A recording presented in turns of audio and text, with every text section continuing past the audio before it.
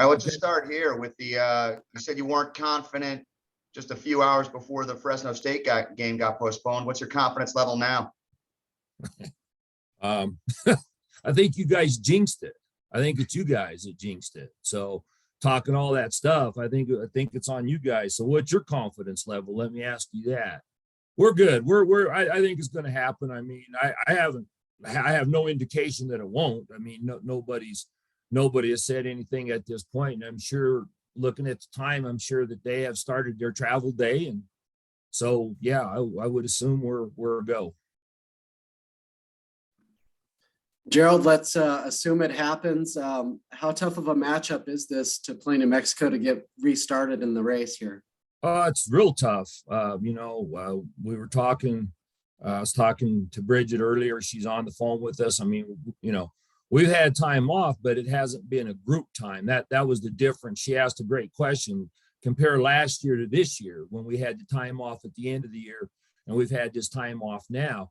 Last year, we didn't have COVID issues, so we were together as a team and were able to practice every day as a team, work on something, do something that we needed to do. Well, this stretch, we haven't had the team. We've had to spend the first week separated and do some things, and each day somebody else comes back a little. On top of that, Air Force and New Mexico are kind of two very different teams. What kind of challenges does that pose, preparing for these two different teams, playing them in 3 days? Yeah, we'll worry about we'll worry about Air Force on Friday. To be honest with you, you are right. They're two different teams in the way they play, especially defensively. It's what they do and how Air Force tries to do things. But with the way the schedule is and with the number of kids that we've had, we're gonna do our final prep today for New Mexico, hopefully with everybody around, and then take care of that, and then Friday's going to be Air Force. That's just how we have to do it. What's the energy level at practice has been like, Coach? The energy level yesterday, I practiced, got my 40 minutes in, so my energy level was real good. I felt real good. Matter of fact, one of the men's assistants was down and described me as agile. I thought he used the wrong word. I thought he meant fragile. That's what he should have used. No, we've been staff's been out trying to practice a little bit to make up the difference. The kids have been good. They get after it. I mean, we got a veteran team. They just go do what it is they're supposed to do. Whether there's 5 of them, 6 of them, 9 of them, they do the best. They come out, get after it, do what they're supposed to do, and we move on to the next day. So, but yeah, I think it's been good. But like I tell them, we can do whatever we want in practice. It's games that matter. Coach, with 6 sophomores on the team this year, who have you really seen come into their own this season, and what specific areas of their game have you seen improve? Well, I think that I like where our young kids are at in general. You talk about sophomores. I like all of our freshmen, and I like the sophomores. I think Grace has helped us quite a bit as a sophomore. She came off of a big year toward the end of the year last year. She gives us, Grace Ellis gives us a lot of flexibility. She can play a 5 if we need to. She can shoot the ball some. She can, that helps us. That helps us not have her play the 4. She can defensively defend certain 3s. So that adds us a lot of flexibility. I think Ola's been playing as well as anybody right here down the stretch. Now she's hopefully she's going to come back where she left off, because her scoring in the last 5 or 6 games, and I'm going to say down the stretch here right before Christmas and then back has helped us, with our scoring, because we were struggling scoring. So she's helped us. I think Paula has come in and is starting to figure out who Paula is, and once again she has the ability to shoot the ball and stretch some defenses and get in our motion, and we're able to run 5 out and get her around. So I think those 3 have really stepped up and have helped us here in this whole season. Gerald, when you look at the stats, Magruder's good in almost every category. Just what kind of challenge does she present you guys? Well, I was her yesterday. I didn't do her justice because Rich is laughing because she knows I was her. I'm going to have to tell her after the game. I'm sorry. I didn't do you justice in practice.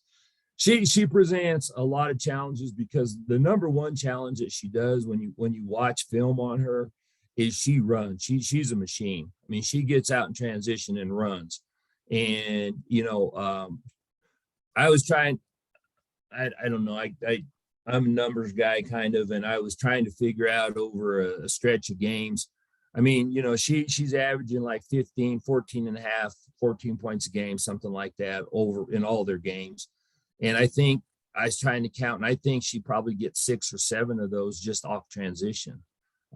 She just puts such pressure on you to run. And if you don't run, their team finds her, and then she ends up getting those easy baskets. And that presents a little bit of a problem for us because we're going to have to match that. And then just her tenacity to go get a rebound, an offensive board, and be able to put it back. That creates some other problems because what we need to do is we always have been and always will be a kind of a team oriented defense scheming. When we're trying to do things, so sometimes that's going to give her an advantage to get to the board, an offensive board, because, it might be that Tommy's in a rotation on her, and not that Tommy won't try to box her out. It's just that, with her ability, she just jumps over the top of you. So it's going to be a challenge. Our bigs know that they're going to be challenged. We let them know that yesterday, but what we're going to have to do, I think, to be successful with her is we're going to have to limit her transition points. We're going to have to make her, do some scoring in the half court. You guys rank second in the country in least amount of fouls given up per game. What's the emphasis of not fouling shooters, especially against a potent offense like this? It always has been that, that's one of the things we've done for, I don't know how long I've been here, a long time. We always talk about that because what we can't do, when I look at these guys and I break them down, they're making about a little bit over. I'm talking overall games. I'm not just talking the 4 league games. They're making over 10 threes a game. So one, that tells you got to cut that down right there to give yourself a chance. And then they're making almost 11 free throws a game. So we got to take some of the threes away, and we can't let teams beat us at the free throw line because those are free points. And that's one of the things that we've always emphasized. It's not necessarily what we always talk about is make them make shots. Now it's not that we won't foul some on the ground or some of those, but our thing over the years have been make them make shots. Don't foul.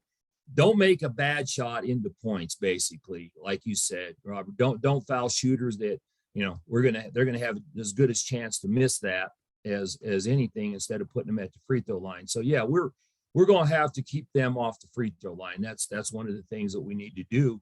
But the problem with that is it's going to create more one-on-one situations with this team than we might like to be in a couple of situations, one being in the post because of the way they shoot the ball. So since they shoot the ball so well, that's going to spread us out a little bit. So, we can't give up 10. You can't give up 10 and a half threes or 10 threes. I don't think they'll make a half of a three in our game. I'm not sure, but that'll be a first too if they do. But, if we give up 10 or 11 threes, and we can't control that, and we're still fouling, then we don't have a chance to win. So I'd say the 2 things we can do: try to limit their threes, try to keep them off the free throw line. Coach, this is New Mexico's very veteran heavy team. What's the biggest challenge about going up against so many upperclassmen? Well, the same as us. You look at us, and our top players are veteran. They've been there. They understand each other. They've played against each other. We didn't play last year, obviously, because of COVID, but, it's been kind of strange, the last couple of years, you go down and, we've beaten them down there and they've beaten us up here. It's kind of a weird deal, so it's a battle. I think it's like any conference game, whether our veterans kind of know what they're going to do. They've watched them on film and understand. they know what we're going to do. It's not a lot of changes over the years. And, if, one of the things that maybe since they didn't get up here last year is hopefully they don't remember the altitude, and hopefully the altitude helps us a little bit. And, and then when we go down there, you play in the pit, you find out what it's like to play in front of 5,500 screaming fans. That I love it down there, but that's just veterans versus veterans, young versus young. You still got to go out and play. That's what you got to do. Coach Allison Ferrier really come onto the scene this year as a freshman. What stood out to you about her play and just coming into her own in her freshman season and conference play in the few games you guys have played so far? Allison, I think I got to give a lot of kudos to Allison because, like one of the things, and a lot of the other people on will understand, in the state of Wyoming, somebody that is Allison's physical size, she doesn't get challenged a lot in high school level up here, and one of the questions that we all had, I didn't have, a lot of other people had, I really thought she would be okay, was how long is it going to take for her to adjust to the physicality and the speed of playing at this level? And, to her credit, she came in this summer, she came in early, made a commitment to come in, and, I had a chance to work with her and kind of give her an introduction to the physicality part of it. She's accepted it. She's embraced it. She's getting better.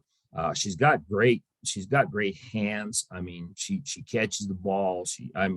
She's got a lot of things that are going to make her very good. And each time out, she's figuring out how different players play, so for a while we were playing against very physical posts, and, so she had to get used to that. And then we're playing against now athletic posts that move and do, you just can't lay on them. And so that's going to be another challenge here. But like I tell her, what you give up on one end and figure it out, they still, if you come focused, they have to guard you on the other end if you make them, if you make them pay. But I think she's having a great year. She's helped us obviously with scoring.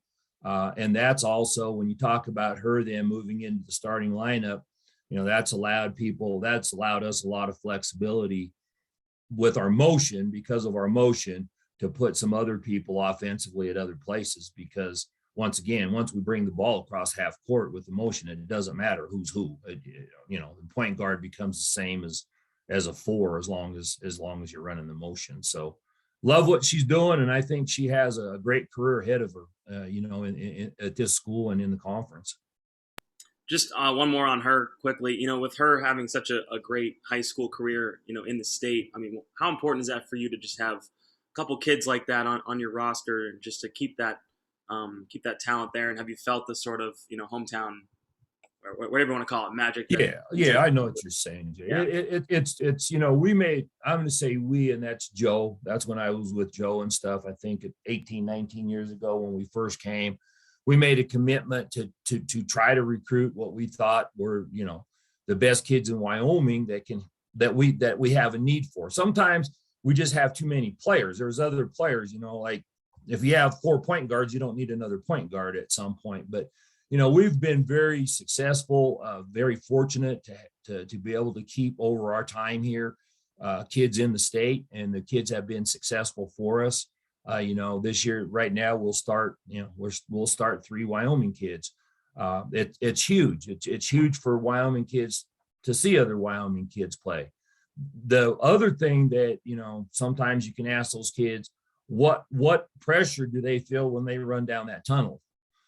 Because it's a lot of pressure, and our state being the only four-year institution that's playing, and those guys represent, believe me, McKinley Bradshaw, she's got all of Southwest Wyoming on her shoulders when she goes down that tunnel, because if she doesn't play well, believe me, she feels it. She feels it more so than anybody. Same with Allison.